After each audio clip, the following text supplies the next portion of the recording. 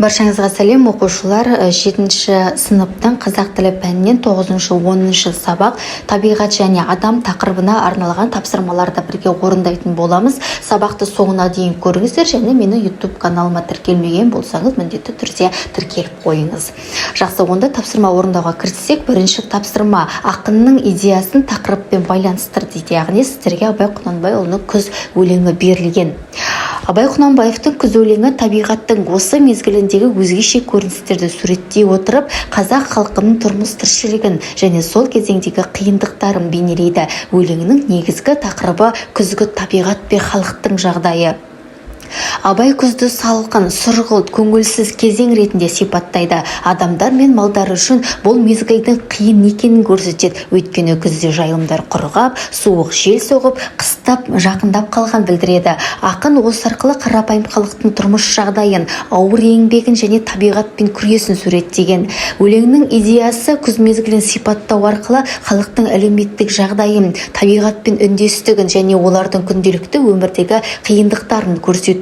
Абай табиғатты бейнелей отырып, адам мен табиғаттың өзара байланысын терең философиялық ойға айналдырады.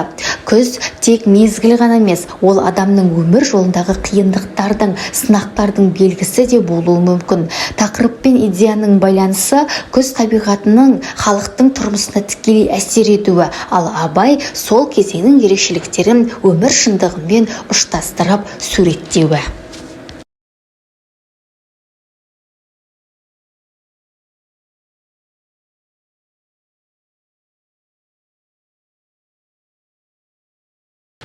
Екінші тапсырма өлеңдегі ақпаратты 4 сөйлем тәсілімен айт. Бірінші сөйлем Абайдың күз өлеңі табиғаттың қатал өзгерістері арқылы халықтың қиын тұрмысын бейнелейді деп ойлаймын. Екінші сөйлем өлеңде күздің суығы, жайылымдардың құрғауы және қыстың жақындауы халық үшін ауыртпалық тудыратын кезең ретінде суреттелген. Үшінші сөйлем мысалы қазіргі уақытта да ауылды жерлерде күзгі ауа райының өзгеруімен шаруалар қиыншылықтармен бетпе-бет келеді. Мал азығын жинау және дайындықтар күшейеді. Төртінші сөйлем қорыта айтқанда Абайдың күз өлеңі табиғаттың құбылыстарын адамдардың өмірімен байланыстырып, ауыр кезеңдердегі тұрмыс қиындықтарын шынайы суреттеген шығарма.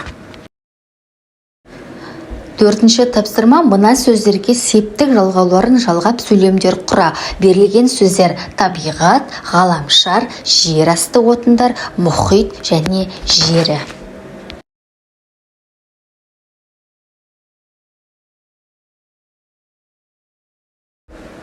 Оқушылар 3-ші және 4-ші тапсырмалардың орындары ауысып кеткен. 3-ші тапсырма өлеңдегі қарамен жазылған сөздердің мағынасын қос жазба күнделігінде толтыр.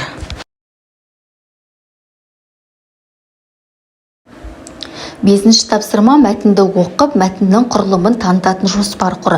Мазмұнындағы негізгі ақпаратты жеткізіп тұрған тірек сөздерді тап. 7-ші тапсырма қолайсыз ауа райының адам өмірі мен оның мүлкіне төндіретін қаупін суреттеп бер. Қандай септік жалғауларын пайдаланғаныңды айтып бер.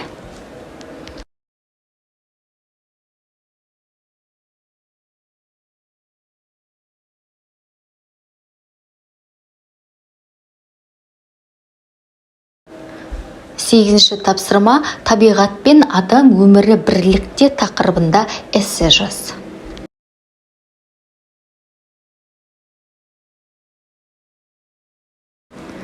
9-ші тапсырма жанартаулары мен жер сілкіністерінің, су тасқыны мен құрғақшылықтың адам өміріне төндірген қаупін әлемде болып жатқан нақты деректермен дәлелді түрде әңгімеле. Оқушылар, сіздерге берілген деректер әлеуметтік желіден арнайы тақырып бойынша ізделіп алынған деректер. Өйткені бізге айтып тұр, нақты деректермен дәлелді түрде әңгімеле деп.